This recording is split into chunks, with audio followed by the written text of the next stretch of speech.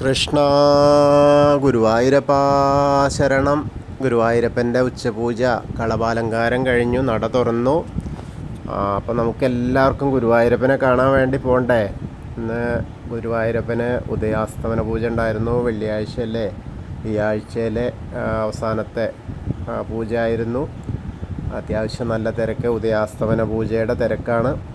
അല്ലാതെ തിരക്കില്ല. ഇനി നാളെ മറ്റന്നാൾ മുതലൊക്കെ വെക്കേഷനായി.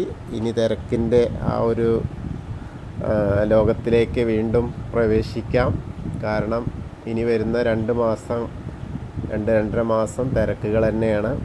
വെക്കേഷൻ്റെ തിരക്ക്, അത് കഴിയുമ്പോഴേക്ക് അതിൻ്റെ ഉള്ളിൽ തന്നെ വൈശാഖം എല്ലാം കൂടിയുള്ള വീണ്ടും തിരക്കൊഴിഞ്ഞിട്ടുള്ള സമയമില്ല ഗുരുവായൂരപ്പൻ്റെ അടുത്ത്. അപ്പോൾ എന്തായാലും വരുന്ന ആളുകളൊക്കെ അതിനനുസരിച്ചൊക്കെ പ്ലാൻ ചെയ്ത് വരിക. അപ്പോൾ നമുക്കിന്ന് ഗുരുവായൂരപ്പനെ ആ ചതുർബാഹുവായ വിഗ്രഹത്തിൽ, ആ ദേവകൾ പൂജിതമായ ആ ചതുർബാഹുവായ വിഗ്രഹത്തിൽ ഏത് രൂപത്തിലാണ് ഭഗവാൻ നമ്മളെ അനുഗ്രഹിക്കാനായിട്ട് നിൽക്കുന്നത് നോക്കാൻ പോവാം. അപ്പോൾ എല്ലാവരും വരൂ. ആദ്യം തന്നെ നമ്മൾ പോയിട്ട് നേരെ ആ ഗണപതി ക്ഷേത്രത്തിൽ പോയിട്ടൊന്ന് തൊഴുത് മുട്ടറുത്തിട്ടൊക്കെ പോരാം. ആ ഗോപുരവാതിൽ കടന്ന് അകത്തേക്ക് ഇങ്ങനെ പ്രവേശിക്കുക. അങ്ങനെ പ്രവേശിക്കുമ്പോൾ ഉള്ളിലെ ആ ശ്രീലകത്തെ ആ നെയ്വിളക്കിൻ്റെ പ്രഭ ഇങ്ങനെ നമ്മളിലേക്ക് എത്തും. അപ്പോൾ തന്നെ ഗുരുവായൂരപ്പൻ്റെ ഒരു സാന്നിധ്യം നമ്മളിലേക്ക് എത്തിയ ആ ഒരു പ്രതീക്ഷ, ആ ഒരു പ്രതീകമായിട്ട് നമുക്ക് കാണാം. അങ്ങനെ ഇടതുവശത്തുള്ള ആ പീഠം നോക്കിയിട്ട് ഇറങ്ങുമ്പോൾ തന്നെ ആ പീഠം കാണാം. മേൽപ്പത്തൂരിനെ ഒന്ന് സ്മരിക്കാം. അത് കഴിഞ്ഞ് വലതുവശത്തുള്ള ആ തൂണ് നോക്കിയിട്ട് ഒന്ന് ആ നരസിംഹാവതാരം ഒന്ന് നമ്മൾ മനസ്സിൽ വിചാരിച്ച് പ്രാർത്ഥിക്കുക. അങ്ങനെ നമ്മൾ അകത്തേക്ക് ഇങ്ങനെ നോക്കി വരുമ്പോൾ ശ്രീലകത്തേക്ക് ആ നെയ്വിളക്കിൻ്റെ പ്രഭയിലിങ്ങനെ കാണുന്നത് എന്താണെന്ന് വെച്ചാൽ, ഇന്നലെ ഇപ്പോൾ മത്സ്യാവതാരമായിരുന്നു. ഇന്ന് കാണാനുള്ളത്, ഇന്ന് പാമ്പിൻ്റെ തല കാണാനുണ്ട്. വലിയ ഒരു പാമ്പിനെ, 4-5 തലകളുള്ള പാമ്പ് ഇങ്ങനെ കാണുന്നു.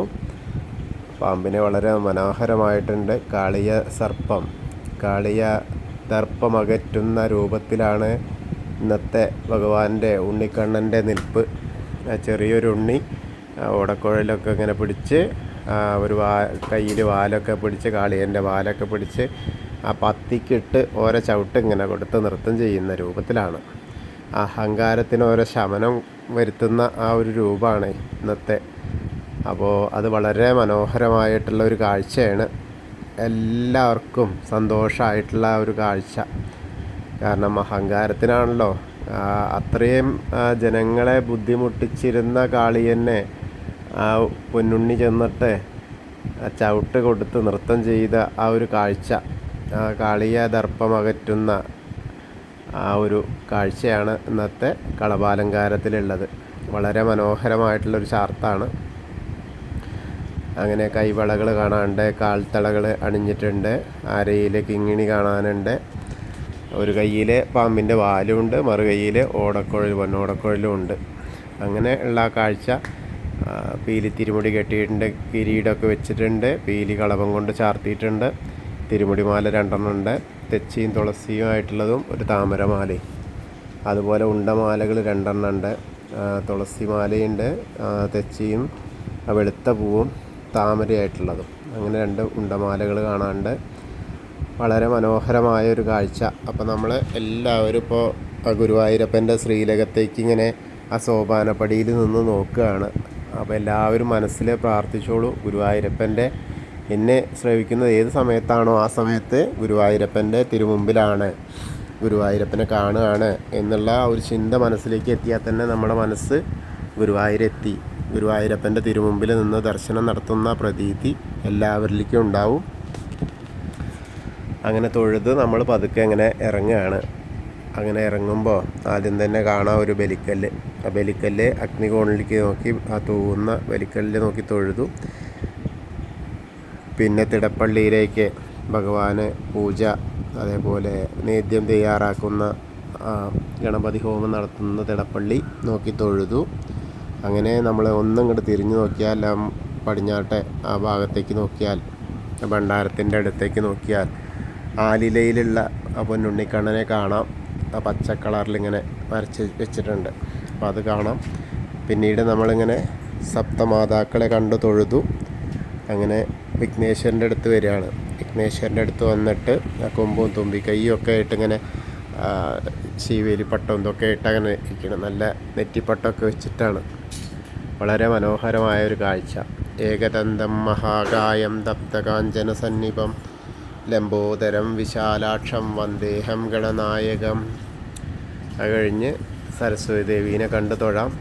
ആ സരസ്വതി അറയിലേക്ക് നോക്കിയിട്ട് സരസ്വതി ദേവിയുടെ ഫോട്ടോ കാണാം. വിളക്കും കടാവിളക്കും ഇങ്ങനെ കാണാം. സരസ്വതി നമസ്തുഭ്യം വരദേ കാമരൂപിണി വിദ്യാരംഭം കരിഷ്യാമി സിദ്ധിർഭവതു മേ സദാ. അങ്ങനെ സരസ്വതി ദേവീനെ കണ്ടു തൊഴുത് നമ്മളിങ്ങനെ വരുമ്പോൾ ആ ചെറിയ ഗണപതിനെ വീണ്ടും കാണാം. അവിടെ വന്നിട്ട് കണ്ടു തൊഴാം. പിന്നെ മത്സ്യം, കൂർമ്മം, വരാഹം, നരസിംഹം വരെയുള്ള രൂപങ്ങളൊക്കെ കണ്ടു തൊഴാം. അങ്ങനെ മേൽശാന്തിർ അവിടെ ഇരിക്കുന്നിടത്തുനിന്ന് പ്രസാദം, അർച്ചന പ്രസാദമൊക്കെ വാങ്ങി തൊഴാം. പിന്നീട് ആ വാമനാവതാരം, അതേമാതിരി ഗജേന്ദ്രമോക്ഷം, അതേപോലെ ആ മഹാവിഷ്ണു ഗരുഡൻ്റെ പുറത്തിരിക്കുന്ന മഹാവിഷ്ണുവിനെയൊക്കെ കണ്ടു തൊഴുത് അനന്ത പത്മനാഭസ്വാമീനെ കണ്ടു തൊഴാം. അവിടെ നിറയെ താമരമാലകളും വെളുത്ത മാലകളൊക്കെ ഇട്ടിട്ട് ഇങ്ങനെ ഇരിക്കുന്നുണ്ട്. അപ്പോൾ അതൊക്കെ കണ്ടു തൊഴാം. അതിന് ശേഷം ശ്രീകോവിലിൻ്റെ പുറകുവശത്തായിട്ട് വന്ന് സാഷ്ടാംഗം നമസ്കരിക്കുക. സ്ത്രീകളൊക്കെ മുട്ടുകുത്തിയിട്ട് പ്രാർത്ഥിക്കുക. എത്രയും സമയം വേണമെങ്കിലും അവിടെ ചിലവഴിക്കാം.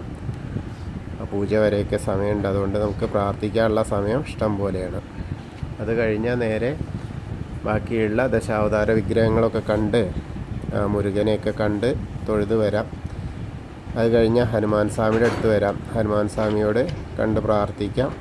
ത്വമസ്മിൻ കാര്യനിര്യാഗേ പ്രമാണം ഹരിസത്തമ ഹനുമാൻ യജ്ഞമാസ്തായ ദുഃഖക്ഷയകരോ ഭവ മനോജവം മാരുതതുല്യവേഗം ജിതേന്ദ്രിയം ബുദ്ധിമതാം വരിഷ്ഠം വാദാത്മജം വാനരയൂഥമുഖ്യം ശ്രീരാമദൂതം ശിരസാ നമാമി. ബുദ്ധിർബലം യശോധൈര്യം നിർഭയത്വം അരോഗത അജാഡ്യം വാക്പടുത്വം ഹനുമസ്മരണാത് ഭവേത്. ഓം നമോ ഭഗവതേ ആഞ്ജനേയായ മഹാബലായ സ്വാഹ. അങ്ങനെ ഹനുമാൻ സ്വാമീനെ കണ്ട് പ്രാർത്ഥിച്ച് തൊഴുത് നേരെ നമ്മൾ ഓവിൻ്റെ അവിടെ വന്ന് പ്രാർത്ഥിക്കാം. അതിനുശേഷം താമരക്കണ്ണനെ കണ്ടു തൊഴാം. പിന്നീട് ആ ഗ്രില്ലിൻ്റെ അവിടെ പോയി ആ മണിക്കിണർ നോക്കി തൊഴാം. നൃത്താറയിലേക്ക് നോക്കിയാൽ നമ്മുടെ പൊന്നുണ്ണിക്കണ്ണൻ നൃത്തം ചെയ്യുന്ന ഏത് രൂപത്തിലാണോ നമ്മൾ സങ്കല്പിക്കുന്നത് ആ രൂപത്തിൽ നമ്മുടെ മനസ്സിൽ നൃത്തം ചെയ്യും. അത് കണ്ട് തൊഴുത് നേരെ കുറൂരമ്മേനെയും നാരദരെയും അതേപോലെ വസുദേവരെയൊക്കെ കണ്ട് തൊഴുത് ഇങ്ങനെ വടക്കേ നടയിലൂടെ പുറത്തിറങ്ങി പ്രസാദ കൗണ്ടറിൽ നിന്ന് ചന്ദനവും തീർത്ഥമൊക്കെ വാങ്ങി തൊടാം. പിന്നീട് എടത്തരികത്തുകാവിലെ ഭഗവതീനെ കാണാനായിട്ട് നമുക്ക് ഭഗവതി ക്ഷേത്രത്തിലേക്ക് പോകാം. അങ്ങനെ ഭഗവതിയുടെ അവിടെ വന്നിട്ട് നോക്കിയാലോ അതീവ സുന്ദരിയായിട്ട് വളരെ മനോഹരമായിട്ടുള്ള ആടയാഭരണങ്ങളൊക്കെ അണിഞ്ഞ് പട്ടുപാവാടയൊക്കെയാണ് ചുറ്റിയിട്ടുണ്ട്. അതിൻ്റെ മുകളിൽ സാരിയുണ്ട്.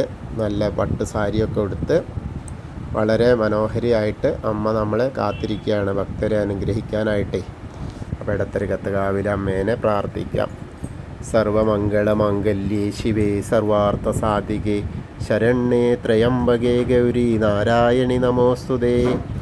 അങ്ങനെ അമ്മയെ കണ്ടു തൊഴുതു പ്രാർത്ഥിച്ചു. അങ്ങനെ വരുമ്പോൾ ആ വടക്ക് പടിഞ്ഞാറേ ഭാഗത്തേക്കൊന്ന് നോക്കിയാൽ നമ്മുടെ മമ്മിയൂരപ്പനെ അങ്ങോട്ട് നോക്കി തൊഴാം. നമശിവായ നമശിവായ നമശിവായ എന്നുള്ള പഞ്ചാക്ഷരി മന്ത്രം ജപിക്കുക. മമ്മിയൂരപ്പനെ മനസ്സാ സ്മരിക്കുക. അപ്പോൾ നമ്മൾ മമ്മിയൂർ പോയ പ്രതീതിയും കൂടി ആയി. പിന്നീട് നമ്മൾ നേരെ കൊടിമരത്തിൻ്റെ അവിടേക്ക് വരികയാണ്. അവിടെ വന്നിട്ട് വീണ്ടും ആ കാളിയമർദ്ദക രൂപത്തെ ഒന്നുകൂടി കാണാൻ വേണ്ടിയിട്ട് നമ്മൾ ശ്രമിക്കുമ്പോൾ ഒന്നുകൂടി കാണാൻ കഴിയും. അങ്ങനെ കണ്ട് തൊഴുത് അവിടെ ഒന്ന് നമസ്കരിച്ച് നേരെ കൂത്തമ്പലത്തിൻ്റെ അവിടെ വന്ന് തൊഴാം. അതിനുശേഷം അയ്യപ്പസ്വാമിയുടെ അവിടെ വന്നിട്ട് ആ ഭൂതനാഥനെ ഒന്ന് കണ്ടു തൊഴാം. വളരെ മനോഹരമായിട്ടുള്ള ആ ഒരു രൂപത്തോടു കൂടിയായിട്ടാണ് അയ്യപ്പസ്വാമി എന്നിരിക്കുന്ന ഗോളകയൊക്കെ ഇറക്കിയിട്ട് ഇങ്ങനെ നല്ല രസമായിട്ടുള്ള ആ ഒരു കാഴ്ച. നിറയെ പൂക്കളാൽ അർച്ചന കഴിഞ്ഞിട്ടുണ്ട്, നിറയെ അഭിഷേകം കഴിഞ്ഞ ആ പൂക്കൾ കാണാനുണ്ട്. അപ്പോൾ നമുക്ക് അയ്യപ്പസ്വാമിയെ കണ്ട് തൊഴാം. ഭൂതനാഥ സദാനന്ദ സർവഭൂതദയാപര രക്ഷ രക്ഷ മഹാബാഹു ശാസ്തേ സ്തുഭ്യം നമോ നമ.